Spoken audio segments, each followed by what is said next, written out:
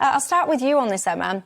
Do you think it is time to get tougher on striking, the parameters for doing so, etc.? No, obviously not. I don't think that at all. And also, I don't think it's possible. I think that Sunak will really, really struggle to get any legislation that can get through Parliament, written and dealt with in time to get through in this Parliament, in time to deal with the current wave of strikes. I just think it's posturing. He's posturing.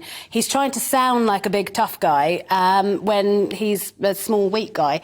I mean, I wasn't actually talking about his size, but he is also quite short. Sounds to me like you was. No, he's. Just as in terms of his political demeanour, he just hasn't got the backup in Parliament to get through the things that he wants to get through. He can't pass even the slightest bit of controversial legislation, and I just can't see him getting this through in time to deal with any of it. So it just feels like he's posturing. He's trying to talk tough, but actually he won't be able to deliver tough, and actually nothing looks weaker than talking tough and failing to deliver. No, I don't think he should, because I don't think the answer to a workforce that is feeling so demeaned and so out of sorts that they have taken to going without pay for a day is to stop them from having that fundamental human right to withdraw their labour.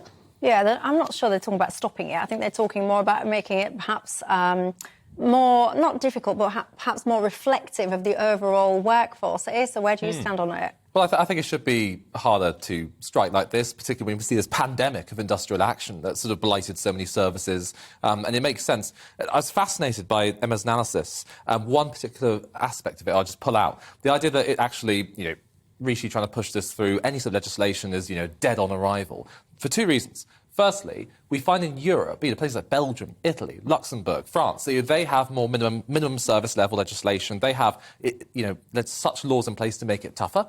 And the second point, we are talking about manifesto policy. This is stuff that the Tories were elected in 2019 on.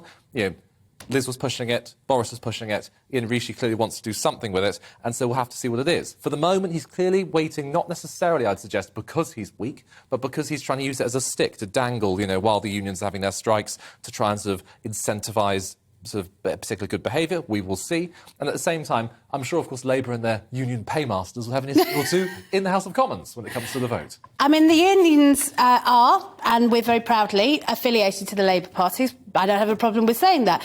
The idea that the paymasters would come as quite a surprise, particularly to, say, the RMT, which are not affiliated to the Labour Party, to the Royal College of Nursing, also not affiliated to the Labour Party. So there are two different things there. One is that the Labour Party is largely funded by the working people and the money they pay in through their union. Secondly, many of those unions not feeling like they're getting the best deal from Keir Starmer at the moment, and several other of them are not affiliated at all, and those are the ones that we're largely talking about at the moment. So the idea that there's some sort of quid pro quo there is kind of silly. Back to Rishi Sunak. If he can get it through, fine. That's his democratic right. I will fight that because it's my democratic right to say I think it's the wrong thing to do.